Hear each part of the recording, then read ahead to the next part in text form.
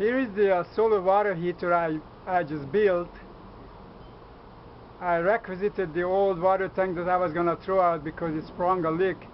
I welded the leak up, spray painted the whole thing black, and it's absorbing the sun's energy and providing me with a great amount of hot water, around 125, 130 degrees Fahrenheit.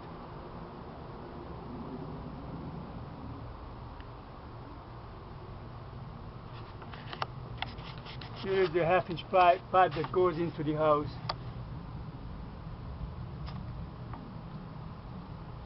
I'll show you the other part inside.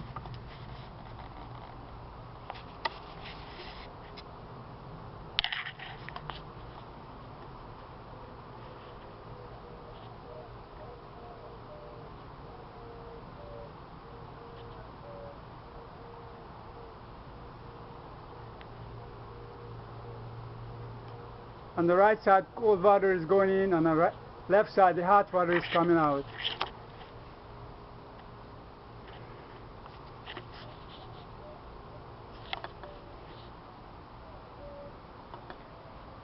You have to watch this sideways.